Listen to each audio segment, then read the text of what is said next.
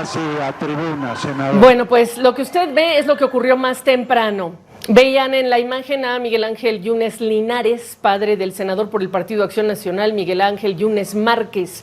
Lo recibieron en el Senado con gritos de traidor, porque él es el padre y es el reemplazo de su hijo en el Senado. El padre tiene, por cierto, casos abiertos con la justicia. Yunes Márquez tuvo por horas a muchos en vilo, desde varios días, por cierto, a la espera de que se pronunciara si es que apoyaba o no esta polémica reforma al Poder Judicial que promueve el presidente López Obrador. Y después se informó que el senador Yunes Márquez pidió licencia por razones médicas. Entonces llegó su padre, a quien ven en pantalla, fue recibido, bueno, pues como escucharon, con estos gritos de traidor, al inferir además los legisladores que ya entregó su voto al oficialismo.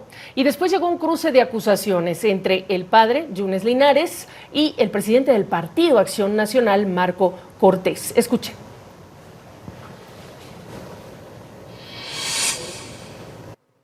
La familia Yunes Márquez, claro que es competitiva, claro que es combativa.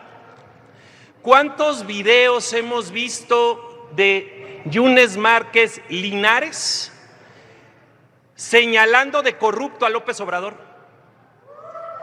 ¿Cuántos videos hemos visto de Yunes Linares señalando a este gobierno de lo peor? He escuchado la intervención de Marco Cortés y no Marco, ni cobarde ni traidor. Cobarde y traidor eres tú, no Miguel Ángel Yunes Márquez. Cobarde y traidor eres tú, y voy a decir por qué. No, Marco.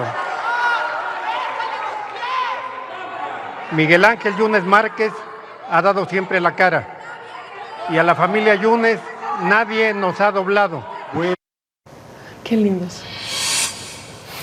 Pues así están las cosas en este muy preocupante momento, con este ingreso de la gente a lo que es la instalación, el pleno del Senado, y queremos analizar lo que está ocurriendo. Sabino Bastidas, consultor, analista político, ¿cómo estás? Muy buenas tardes. Muchas cosas. Primero, por este caos, esta irrupción de los manifestantes en contra de que se apruebe esta reforma. Segundo, el cómo se han dado, digamos que estos apoyos de otros legisladores, de otros partidos, esta enorme, digamos, incógnita de quienes ya se pasaron al lado del oficialismo y lo que refleja en torno a la cultura política de la oposición. Te escuchamos. Gracias, Gaby. Muy buenas tardes. Pues, lo que estamos viviendo en México es un proceso inédito, sin duda, en un cambio de gobierno muy delicado. El presidente López Obrador está a días de irse. Mientras estamos hablando de todo esto, no estamos hablando del nuevo gobierno ni del evento importante que tuvo hoy la presidenta electa Claudia Sheinbaum con el ejército. Y lo que tiene en la mesa el presidente López Obrador fue una iniciativa que presentó desde el 5 de febrero de este año, en el que anunció que lanzaría un proyecto nuevo de Poder Judicial, y logró con las elecciones pasadas la mayoría calificada en la Cámara de Diputados. Esta votación se llevó a cabo hace unos días y ahora llega al Senado de la República, en donde la mayoría calificada del oficialismo se quedó a un voto de lograr la mayoría calificada, las 2/3 partes que establece la Constitución como una votación especial necesaria para hacer reformas constitucionales de este tipo.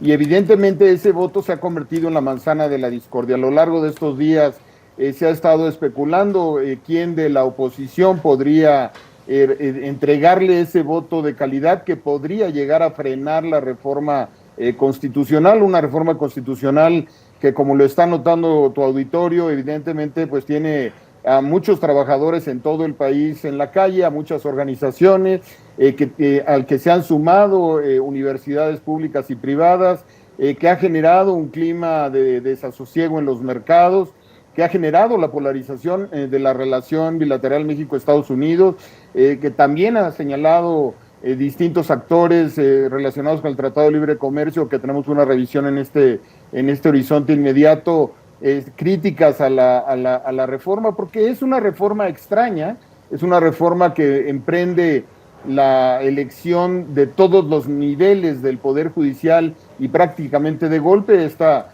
pues tendrá un costo económico en su realización, una curva de aprendizaje como menos. No hay antecedentes serios en el mundo de una elección democrática de este tipo. Hay consenso, todos estamos de acuerdo en la necesidad de reformar la justicia y la seguridad en México. Muchos consideramos y hemos considerado a lo largo del tiempo que pues se requeriría una reforma más amplia, no solamente a los jueces y a los ministros de la Corte, sino que también implicaría una reforma al fiscal general de la República, a las fiscalías, a otros niveles de la seguridad pública que no están en la mesa. Aquí hay un golpe de efecto sobre el Poder Judicial que tiene muy nerviosos a los actores de la oposición y que han colocado en la discusión que esta reforma constituye una pérdida de libertades. Hay mucha gente en la calle, mucha gente molesta, que han opacado la transición y el cambio de gobierno. El día de hoy aparentemente se iban a lograr ese voto de oro. Todo el oficialismo tiene 85 votos, se necesita un voto más, 86 para lograr esa mayoría calificada. En este momento la especulación estaba en torno a un legislador de la oposición del Partido de Acción Nacional, a otro legislador del Partido Movimiento Ciudadano. Bastaría con que se ausentara de la sesión para que tuvieran la mayoría calificada.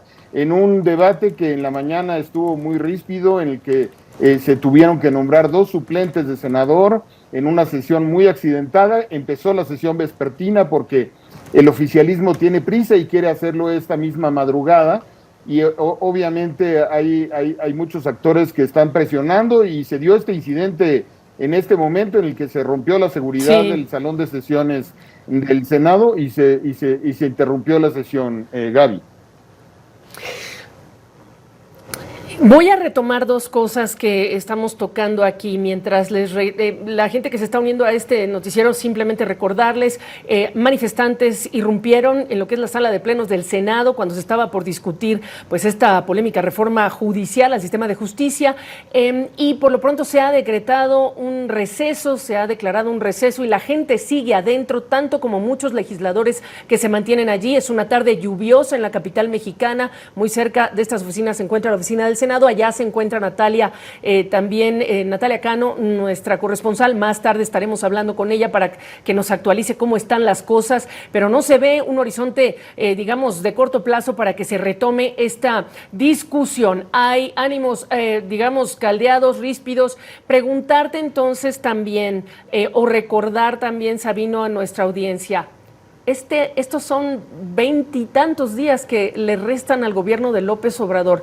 Así se está describiendo, digamos, el ocaso de estos 6 años de gobierno y lo que le viene como herencia a Claudia Sheinbaum. No hablemos ni siquiera de la implementación de una reforma de estas características, primero. Y segundo, en un país con tanto hartazgo por la clase política, que se vio reflejado además en cómo quedó la oposición en estas elecciones, lo que ha sucedido el día de hoy también es como para subrayar se los dije. Mira, evidentemente hay muchos ángulos en lo que estás tocando. Hay que recordarle a la audiencia también que Claudia Sheinbaum ganó con 36 millones de votos, que detrás del proyecto del gobierno oficialista hay un apoyo popular, hay un apoyo social, producto del hartazgo, sí, de muchos años de gobiernos de oposición que no supieron gestionarlo. Creo que evidentemente la prisa del presidente en un momento en el que tiene superpoder político por su propio perfil, pero además una ventana de poder político excepcional por las condiciones del Congreso en el que está, abren una ventana de 20 días que quedan con poderes en los que prácticamente el presidente podría tomar cualquier decisión. Y eso tiene muy nerviosos a los mercados, muy nerviosos a los inversionistas. Y evidentemente todavía la presidenta Claudia Sheinbaum no ha podido tomar las riendas de todo el modelo político. El presidente la ha estado llevando a las giras. Ella insiste en que se trata de lo mismo.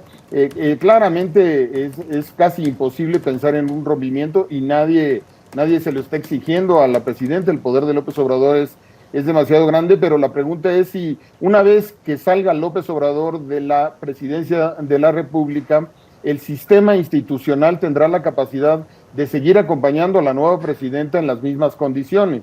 ¿Y cuál será el poder que tendrá el gobierno saliente? ¿Y qué parte de la institucionalidad quedará debilitada? Estamos viviendo realmente un momento muy delicado, no diseñado, en donde López Obrador quedó a deber muchas partes del diseño político. En estos días se ha anunciado la incorporación del hijo de López Obrador a la dirigencia de Morena en alguno de sus niveles. Esto también ha generado especulaciones y ha debilitado aún más la posición de la doctora Claudia Sheinbaum. Y bueno, ella es la primera interesada en que esto pueda transitar de manera correcta. La reforma no automáticamente se pone en marcha, claro. Necesita leyes reglamentarias que podrían tener algún tipo de moderación o algún tipo de orden de escalamiento en el proceso.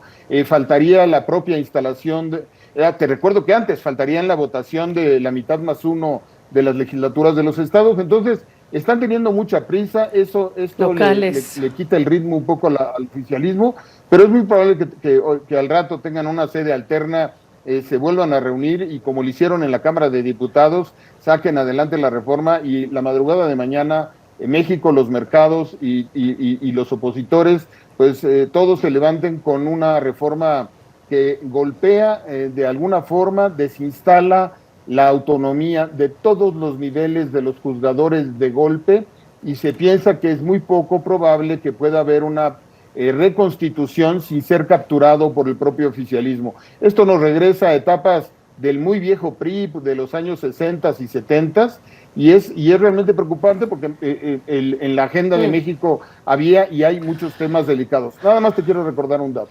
Este fin de semana que acaba de pasar en México, murieron 221 personas. Es decir, todos los días en México están muriendo alrededor de 80 personas en homicidios. Y con lo que está sucediendo en el Poder Judicial, con esta reforma que plantea López Obrador, de lo que está escapando el presidente López Obrador es realmente de una evaluación del tema de justicia, del tema de seguridad y de muchos otros temas institucionales. Nadie discute la prioridad del tema de la pobreza, nadie discute que ha tenido logros en esa parte, y para muestra, pues basta el resultado de la elección. Solo un ciego no vería los números con los que ganó el presidente López Obrador.